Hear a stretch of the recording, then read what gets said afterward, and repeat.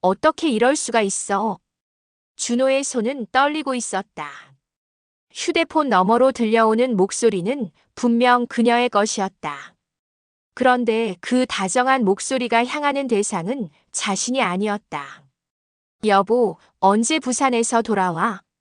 9년. 9년 동안 그가 믿어온 모든 것이 거짓말이었다. 부산역 앞 46세의 준호는 숨을 곳을 찾고 있었다. 마치 세상이 무너져 내리는 것 같았다. 강직성 척추염으로 굽어진 허리가 더욱 아팠지만 지금은 마음의 아픔이 더 컸다. 사람들은 그를 지나쳐갔지만 아무도 그의 절망을 알지 못했다. 그 모든 것은 25년 전 부산역 근처 작은 커피숍에서 시작되었다. 21살의 준호는 그날 자신의 운명이 바뀔 것이라는 걸 알지 못했다. 커피숍에 들어선 여자는 검은 코트를 입고 있었다. 26살의 미경은 서울에서 내려온 세련된 여자였다. 그녀의 눈가에는 피로와 함께 뭔가 설명하기 어려운 슬픔이 서려 있었다. 죄송한데, 혹시 이 근처에 좋은 식당 아세요? 미경이 준호에게 다가와 조심스럽게 물었다. 준호는 그녀의 목소리에서 묘한 외로움을 느꼈다.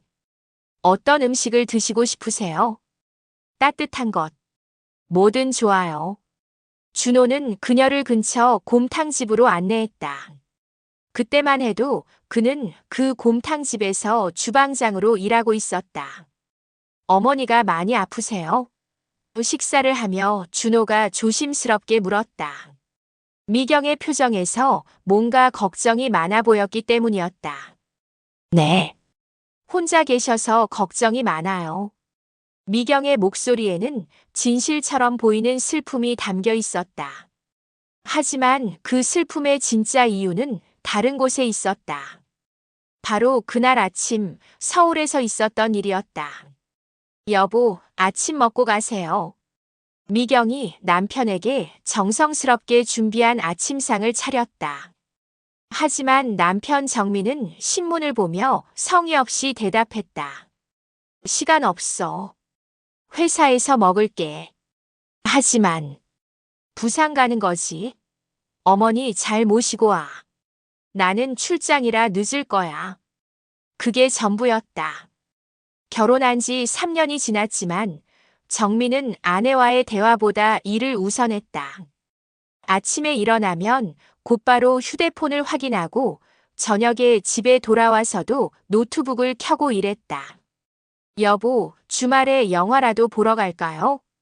이번 주는 힘들어. 프로젝트 때문에. 항상 그런 식이었다. 미경은 결혼 생활에서 점점 외로워져 갔다. 시어머니와의 관계는 더욱 어려웠다. 미경아, 밥은 이렇게 하는 게 아니야. 우리 민희가 좋아하는 건. 네, 어머니. 빨래도 왜 이렇게 해? 내가 알려줄게. 네, 어머니. 무엇을 해도 시어머니는 만족하지 않았다.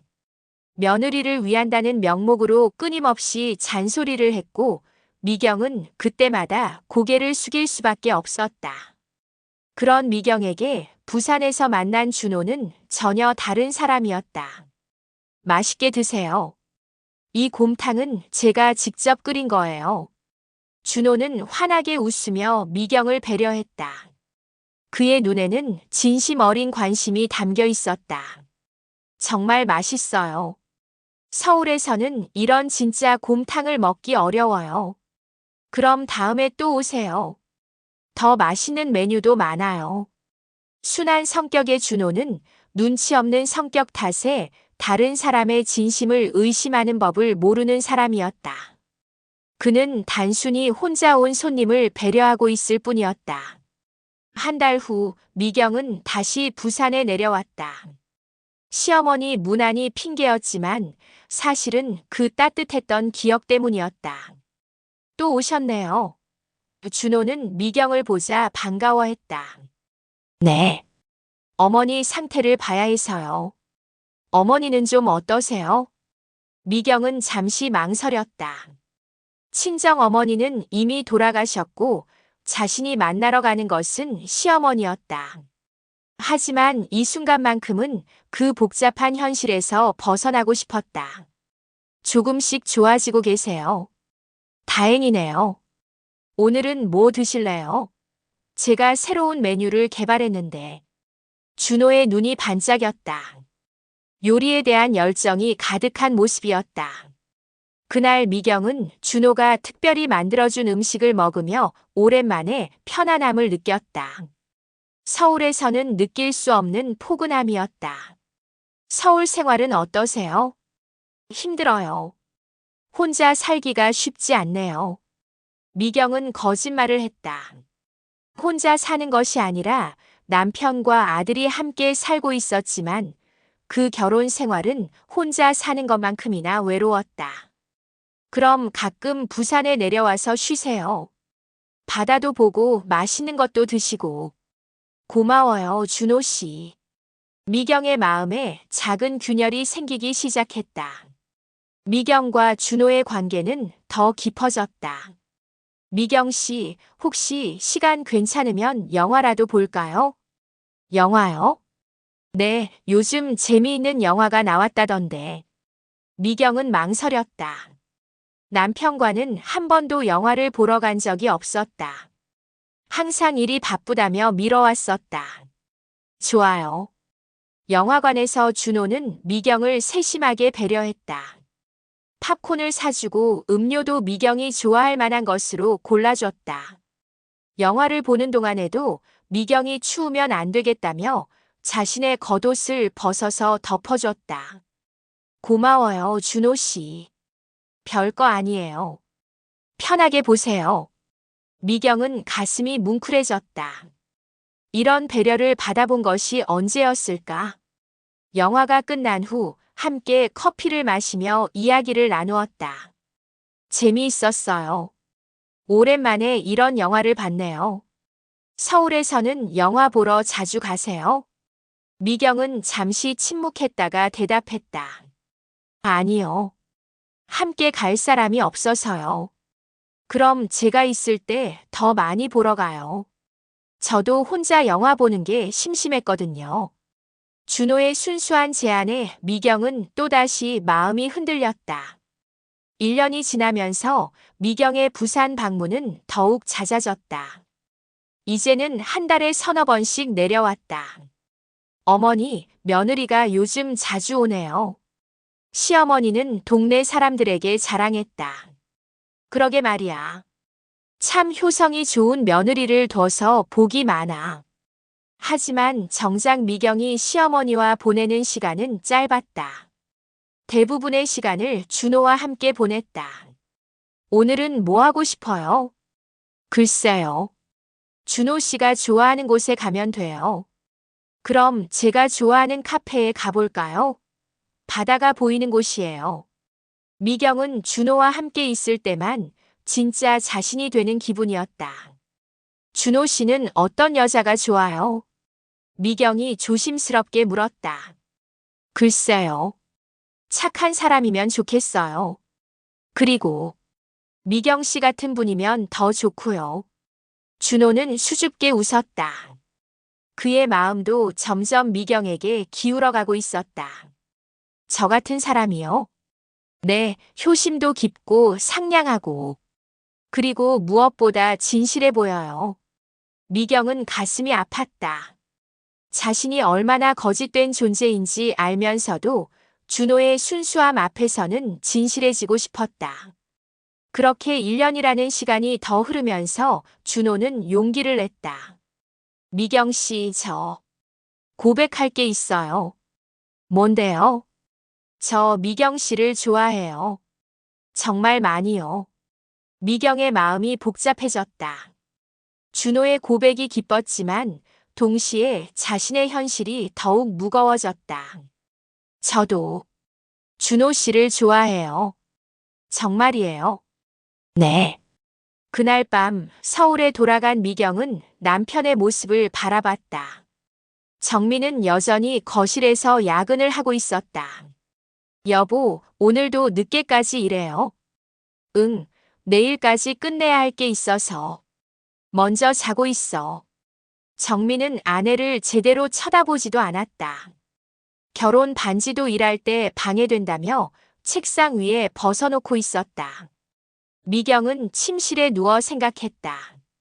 언제부터 이렇게 된 걸까? 결혼 초기만 해도 정민이 이렇게 무관심하지는 않았는데. 하지만 그것도 착각이었다. 정민은 원래부터 일벌레였고 결혼도 부모님의 권유에 못 이겨 한 것이었다. 진짜 사랑은 아니었다. 준호와 미경의 관계는 더욱 깊어졌다. 미경아, 우리 동거하면 안 될까? 어머니도 모시고. 준호의 진심 어린 제안에 미경은 마음이 아팠다. 준호 오빠, 아직은 어머니가 반대하실 것 같아요. 그럼 어머니를 만나 뵐까요? 제가 인사드리고 싶어요. 아니에요. 아직은 안 돼요. 미경은 당황했다. 시어머니를 준호에게 소개할 수는 없었다. 모든 거짓말이 탄로날 테니까. 왜요? 저 뭔가 부족한가요? 그런 게 아니라 어머니가 워낙 까다로우셔서요. 조금만 더 시간을 주세요. 준호는 아쉬워했지만 미경의 마음을 이해하려 했다. 아픈 어머니를 모시느라 고생이 많을 텐데 자신까지 부담을 주고 싶지 않았다. 그 무렵 서울에서 정민의 무관심은 더욱 심해졌다. 여보, 이번 주말에 같이 나들이라도. 이번 주말에 골프 약속 있어. 거래처 사람들이랑. 그럼 다음 주에는? 다음 주도 바쁠 것 같은데. 회사 워크숍이 있어서. 미경은 점점 지쳐갔다. 결혼 생활에서 아내로서의 존재감을 느낄 수 없었다. 정민에게 미경은 그저 집안일을 해주는 사람일 뿐이었다. 6년이 지났을 때 준호는 다시 용기를 냈다. 이제 결혼 생각해볼까요? 미경의 마음이 찢어질 것 같았다. 조금만 더 기다려줘요. 어머니 상태가. 6년을 기다렸어요. 언제까지 기다려야 하는 거예요? 오빠, 저 뭔가 잘못했나요? 미경 씨가 부담스러워하는 게 있나요? 준호의 애절한 목소리에 미경은 눈물이 났다. 그에게 진실을 말하고 싶었지만 그럴 용기가 없었다. 그런 게 아니에요. 저도 오빠와 결혼하고 싶어요. 정말로.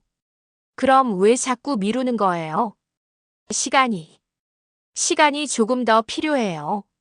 준호는 실망했지만 여전히 미경을 이해하려 했다. 어머니를 모시는 딸의 입장에서 쉽지 않을 거라고 생각했다. 한편 정민의 태도는 더욱 나빠졌다. 여보, 부산에 너무 자주 가는 거 아니에요? 어머니가 편찮으셔서요. 그래도 한 달에 서너 번씩은 너무 많은 것 같은데. 집안일도 소홀해지고.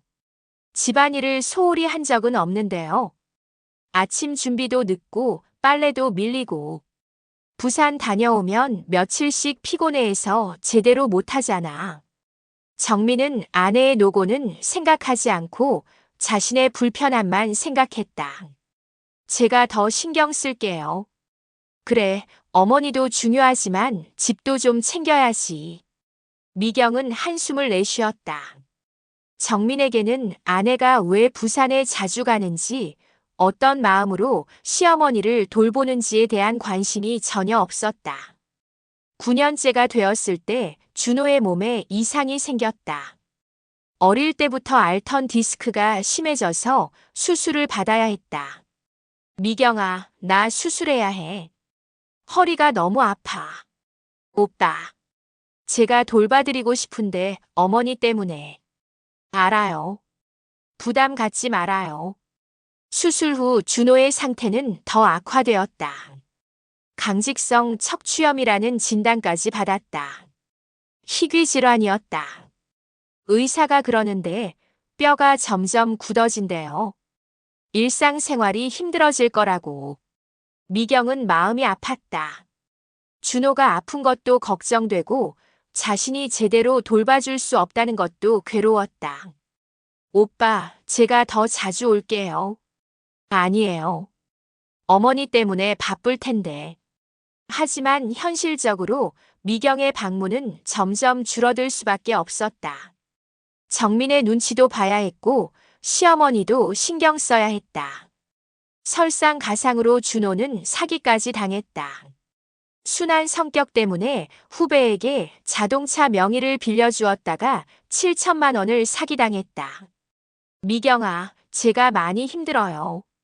사기도 당하고 몸도 아프고. 힘내요, 오빠. 다 잘 될 거예요. 미경은 위로의 말은 해주었지만 구체적인 도움은 줄 수 없었다. 자신도 남편 모르게 돈을 쓸 수는 없는 처지였다. 미경아, 우리 언제까지 이렇게 만날 거야?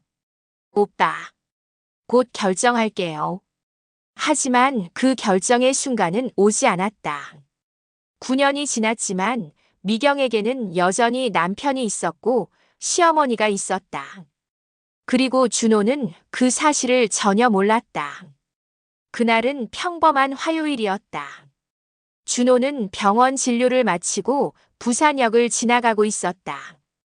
강직성 척추염 때문에 걸음이 불편했지만 그래도 가끔은 바깥 공기를 마시려고 노력했다. 그때 익숙한 실루엣이 보였다. 미경이 KTX에서 내리는 여자. 분명 그녀였다. 그런데 옆에 남자가 있었다. 준호는 눈을 비볼 수밖에 없었다. 그 남자는 미경의 손을 자연스럽게 잡고 있었고 미경은 환하게 웃고 있었다. 마치 신혼부부처럼. 그녀의 손가락에는 결혼 반지가 끼워져 있었다. 여보, 어머니 상태는 어때? 많이 좋아지셨어. 걱정 마. 준호의 세상이 무너져 내렸다. 여보라는 단어가 귓속에서 맴돌았다. 9년 동안 자신이 무엇을 해온 것일까? 그들은 택시를 타고 사라졌다. 아마도 시어머니 집으로 가는 길이었을 것이다. 준호는 그 자리에 한참을 서 있었다. 다리가 떨리고 숨이 막혔다. 며칠 동안 준호는 고민했다. 혹시 착각은 아니었을까? 하지만 그 장면은 너무나 선명했다. 그리고 마침내 그는 미경에게 전화를 걸었다. 미경아, 만날 수 있어?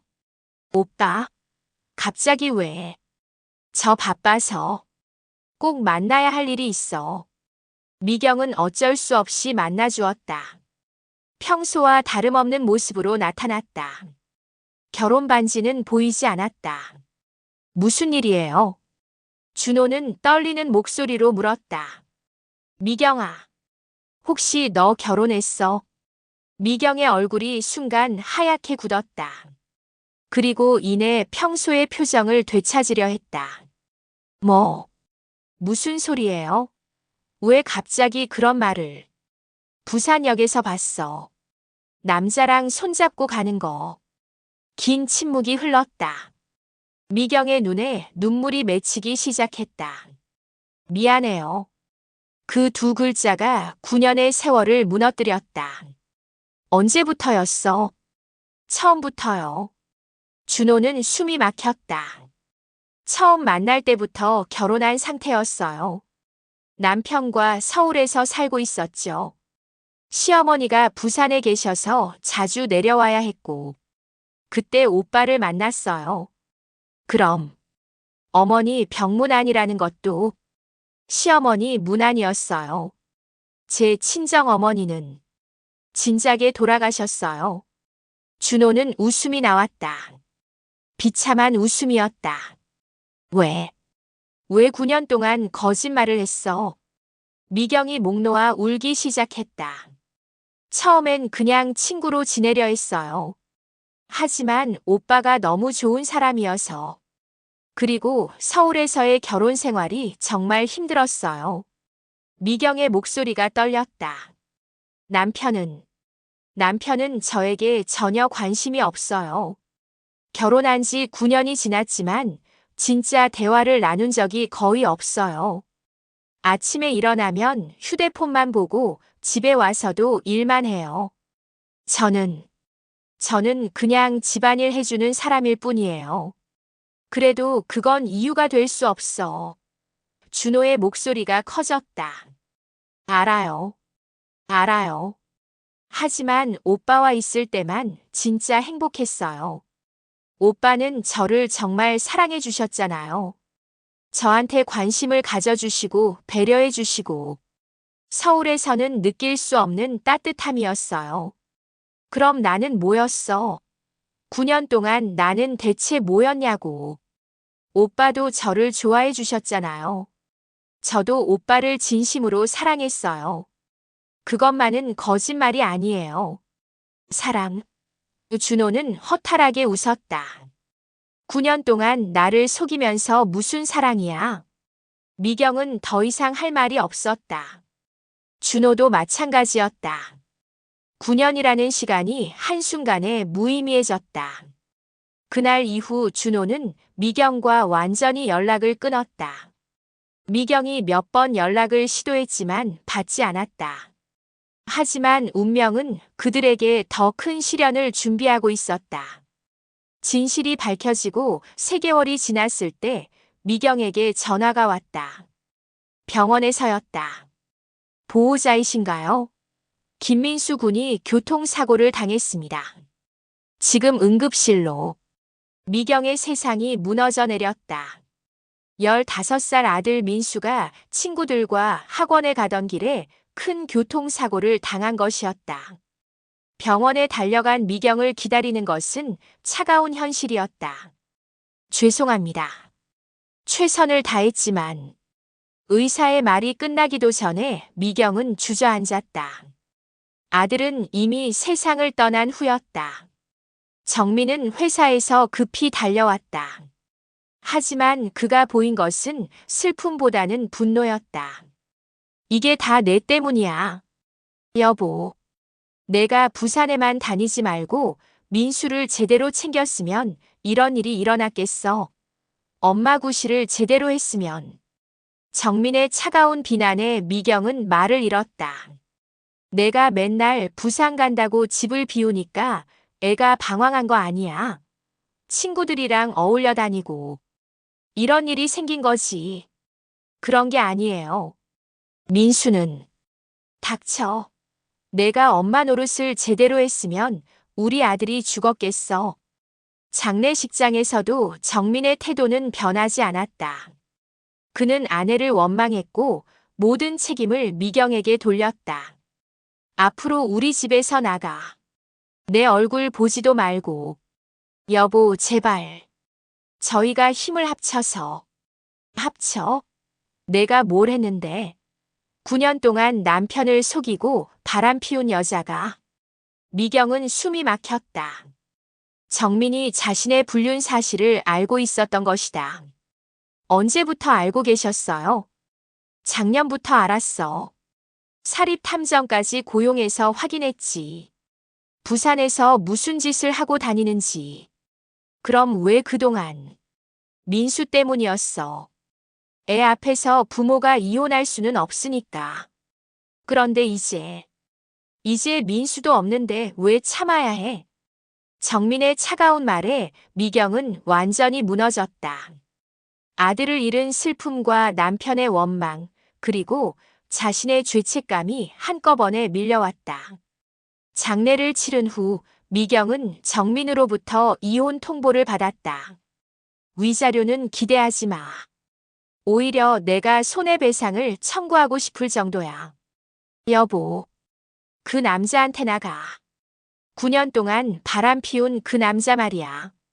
아들을 잃고 결혼 생활도 끝난 미경은 모든 것을 잃었다. 하지만 동시에 자유로워지기도 했다. 더 이상 숨길 것도 거짓말할 것도 없었다. 미경은 용기를 내어 준호에게 전화를 걸었다. 오빠, 미경이 만날 수 있을까요? 할 말이 있어요. 준호는 망설였지만 결국 만나주었다. 미경의 모습은 완전히 달라져 있었다. 야윈 얼굴, 빠진 뺨, 그리고 깊은 슬픔이 서린 눈빛. 무슨 일 있었어요? 미경은 모든 것을 털어놓았다. 아들의 죽음, 남편의 원망, 그리고 이혼. 민수가 제 아들이 세상을 떠났어요. 준호는 충격을 받았다. 미경에게 아들이 있었다는 것도 처음 알았고 그 아이가 세상을 떠났다는 것도 믿기 어려웠다. 9년 동안 오빠에게 숨긴 게 너무 많았어요. 결혼한 것도 아들이 있다는 것도. 미경 씨, 이제 모든 게 끝났어요. 남편과도 이혼했고 더 이상 숨길 것도 없어요. 미경이 눈물을 흘리며 말했다. 오빠, 저와 다시 시작할 수 있을까요? 이번에는 진실로만. 거짓말 없이요. 준호는 복잡한 마음이었다. 9년 동안 자신을 속인 여자 하지만 그 역시 나름의 이유가 있었던 여자. 그리고 지금은 모든 것을 잃고 자신 앞에 서 있는 여자.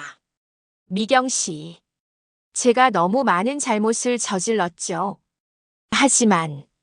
하지만 오빠를 사랑했던 마음만은 진짜였어요. 준호는 미경의 손을 잡았다. 그 손은 예전보다 더 차가웠고 거칠어져 있었다. 다시 시작해볼까요? 이번에는 정말로요. 그로부터 1년이 지났다. 준호와 미경은 부산에서 조용하게 재혼식을 올렸다. 화려한 결혼식은 아니었지만 이번에는 진실한 마음으로 시작하는 결혼이었다. 이번에는 거짓말 없이 살자. 네, 오빠. 이제 더 이상 숨길 것도 없어요. 미경은 아들을 잃은 슬픔을 완전히 극복하지는 못했지만 준호와 함께하면서 조금씩 마음의 평안을 찾아가고 있었다. 준호 역시 강직성 척추염으로 몸은 불편했지만 진실한 사랑 앞에서는 그마저도 견딜만했다. 오빠, 제가 9년 동안 오빠를 속인 걸 용서해 주셔서 고마워요. 이제 그런 얘기는 하지 말아요. 우리 앞만 보고 살아요. 두 사람은 서로의 상처를 보듬으며 새로운 인생을 시작했다. 비록 늦은 나이였지만 진실한 사랑으로 맺어진 이번 결합은 그 어떤 것보다 소중했다. 어느 날 저녁 함께 바닷가를 걸으며 미경이 말했다. 오빠, 만약 처음부터 진실을 말했다면 어땠을까요? 글쎄요. 아마 더 힘들었을 수도 있고 더 쉬웠을 수도 있고. 후회하지 않으세요? 이렇게 복잡한 저와 결혼한 걸. 준호는 미경의 어깨에 손을 올렸다. 후회는 없어요. 다만 민수를 보지 못한 게 아쉬워요. 제가 아버지가 될 수 있었는데. 미경의 눈에 다시 눈물이 맺혔다. 민수도 오빠를 좋아했을 거예요. 아빠보다 훨씬 더. 두 사람은 조용히 바다를 바라보았다. 파도는 여전히 밀려왔다가 빠져나갔다. 마치 인생의 기쁨과 슬픔처럼. 9년간의 거짓말로 시작된 사랑이었지만 이제는 진실로 이어지고 있었다. 늦었지만 그래도 진짜였다. 이야기에 공감하시면 구독을 눌러주세요. 시니어 천국이었습니다. 감사합니다. 늘 공감할 수 있는 사연으로 찾아뵙겠습니다.